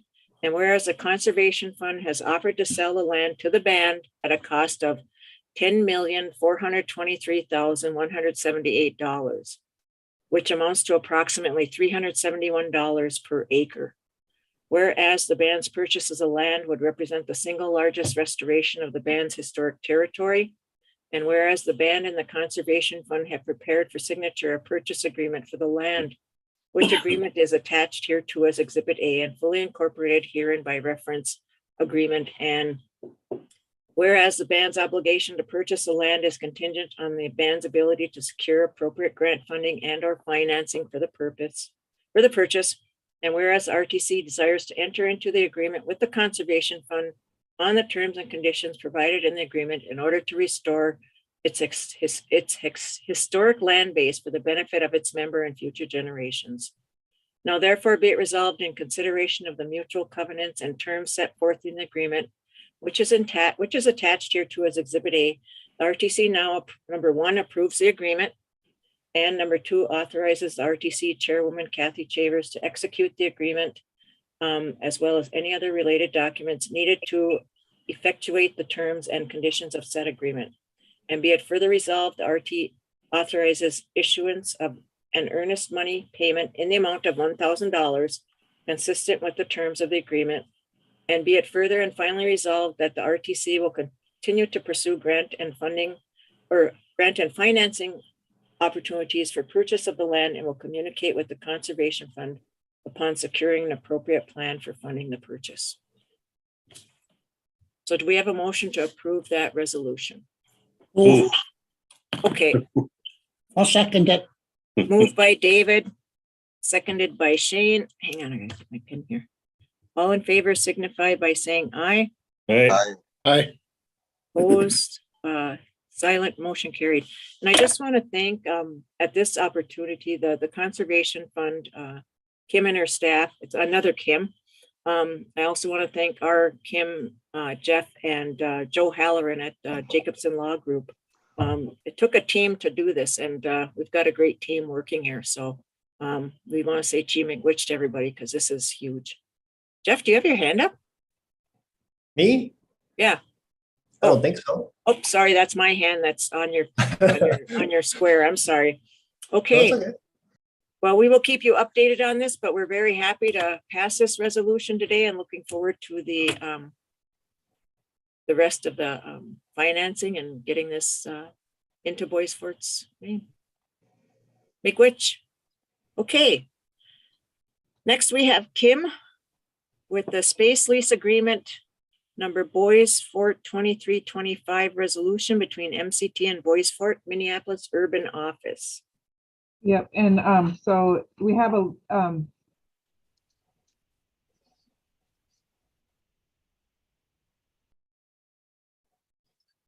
Y'all froze up again? Yep.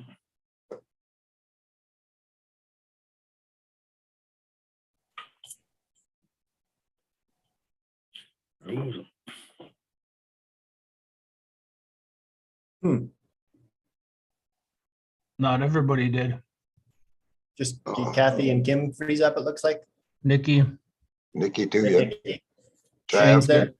Shane's good, and Travis froze up. Hmm. Not sure what happened there. They're gone now. They'll have to rejoin.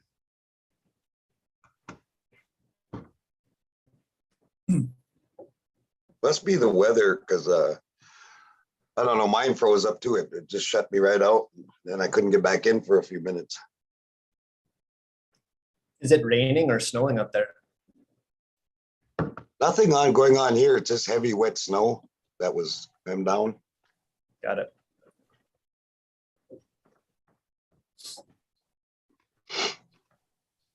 They said you're hiding out at Fortune Bay.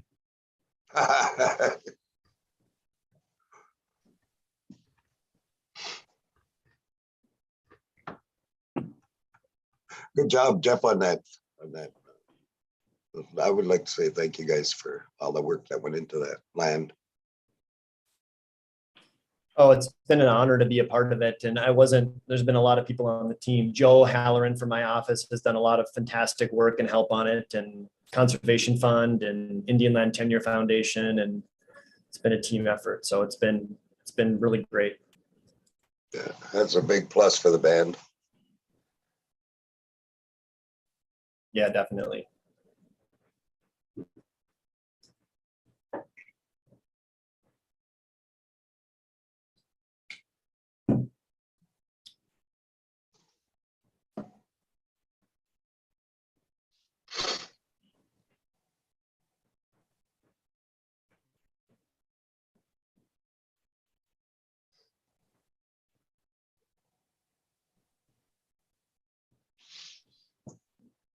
Well, while we're waiting, I'm gonna go have a couple drags on the smoke. I'll be right back.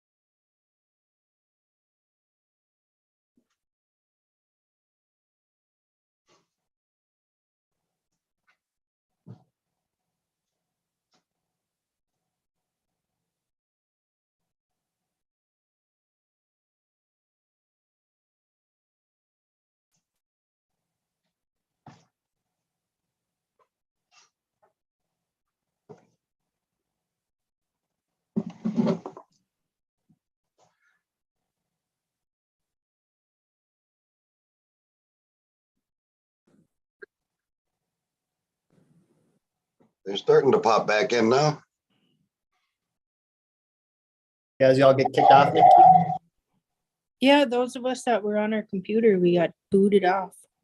Uh-huh.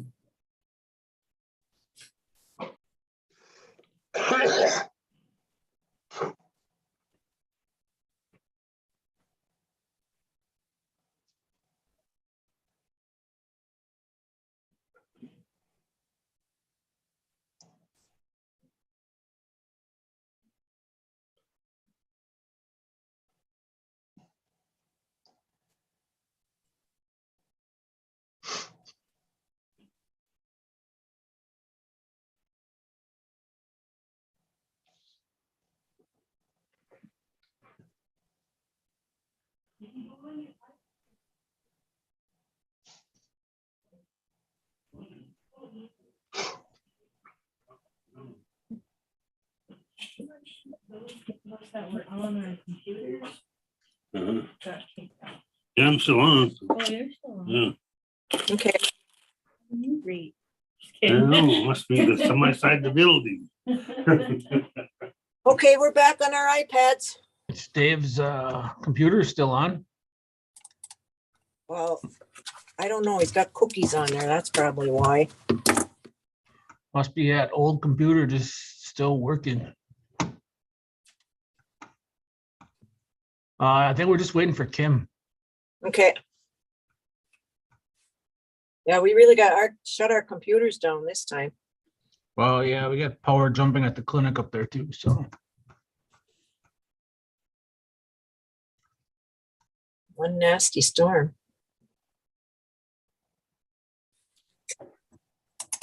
I ain't doing anything here.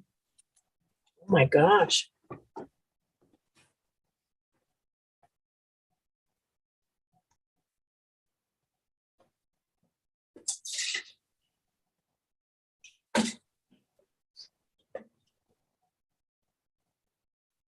Still snowing here.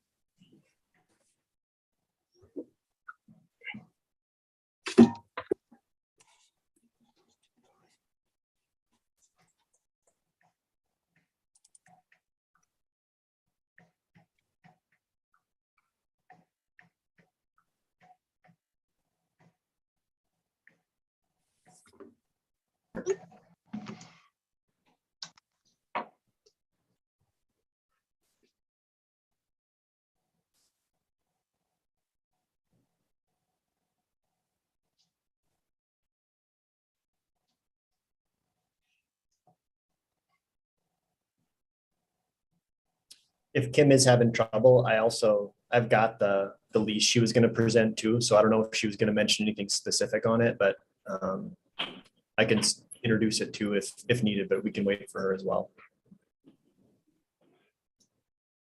Yeah, she's gonna try on her phone. Okay. A lot of power outages.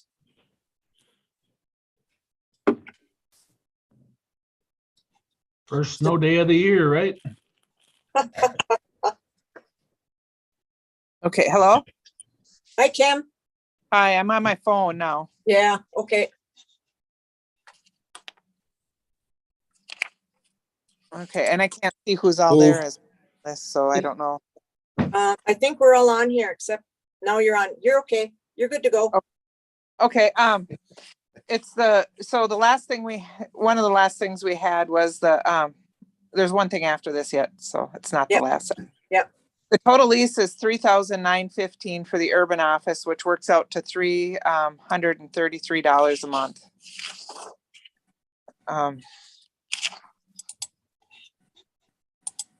And that's budgeted in our budget for the urban office in Minneapolis. Oops, that's my computer. Or it's Okay. yeah, we have it budgeted. I just don't remember which budget off the top of my head because I can't get on right. That's fine, Kim. Any questions for Kim? Okay, if not, can I have a motion to approve the Move. the lease agreement? Moved by Travis. Is there a second? Second. Second by Chief. All in favor signify by saying aye. Aye. Aye. Opposed, Silent. Motion carried. Okay. Okay, next and is Doris. yep, was she able to reconnect or if not, I think I can present it for her because it's the contract for training for to teach our staff what a shovel ready, what needs to be done to have shovel ready projects. And that it's, I don't know, is Doris on? Yes. Yep, she's on now. Okay, let Doris handle it then. Go ahead, Doris. Good morning. Good morning. So first, let me be the first one to say congratulations to everybody involved in the potlatch land purchase. I think it's really great news. Yes, it is. Excited. So what I have before you is a resolution. And as you know, in previous meetings, the staff have expressed the desire to have training and how to prepare shovel-ready projects for preparation of grant funding applications. And so I did contact Dave Downs, who submitted a proposal for a half-a-day training, preferably in the afternoon. And the total fee that he would be charging us would be $900. And so I have a resolution before you. I'll just read the parts that apply to this project. Whereas the RTC desires to equip employees of the Bois Forte tribal government with the necessary skills to develop and plan shovel-ready construction projects that can be executed once funding opportunities are secured, particularly given the influx in federal and state grant funds in response to the COVID-19 pandemic. And whereas the RTC desires to enter into a contract for services with Dave Downs, who will conduct a training course for Bois Forte tribal government employees on preparing a shovel-ready construction project. And whereas Dave Downs and the band have prepared for signature an agreement for services, which the agreement is attached as Exhibit A and fully incorporated by reference. And whereas the RTC has determined that it is in the best interest of the band and its members to enter into the agreement, now therefore be it resolved in consideration of the mutual covenants and terms set forth in the agreement, which is attached hereto as Exhibit A, the RTC now approves the contract and authorizes Kathy Chambers, RTC chairman, to execute the agreement, as well as any other related documents needed to effectuate the terms and conditions of said agreement. So I submit that for your consideration. Yep. This is really needed because and Doris has made us aware of this, and Kim and Jeff and everybody else involved with the ARPA funding and grant writing and whatever, but the infrastructure money is starting to trickle down, and a lot of these granting agencies or even the feds federal and state are looking for shovel-ready projects. And so we need to train our staff to understand what shovel-ready means. And Doris suggested Dave come in, and I think that's a great idea. Have someone come in and train our staff as to what exactly is a shovel-ready project. And so we can tap into as much money as we can with, people writing grants. Not Doris doing all the grants. Doris, don't panic. But, having people write the grants and have the projects ready to go, because sometimes those timelines are quite short, depending on when they get them out. And it'll just be very beneficial for Bois Forte in the long run. So, and for the staff. Any questions for Doris? If not, I'll call for a motion to approve resolution 80. What's wrong one? Resolution. Go ahead. This will be resolution 93, 2022. 93? 93, 24, 22. 23, or whatever.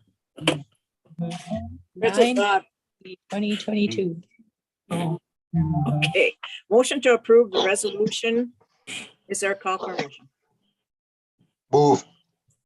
Moved by Chief. Is there a second? Second. Second by Dave. All in favor signify by saying aye. Aye. Aye. Opposed, silent, motion carried. Good job, Doris, that shutting off of our computers and the land thing just overwhelmed me. I just can't even talk right, for God's sake. Oh, thank you. Good job. Okay, no other business. Do we have a motion to adjourn? Move. Moved by Shane. Is there a Second. second?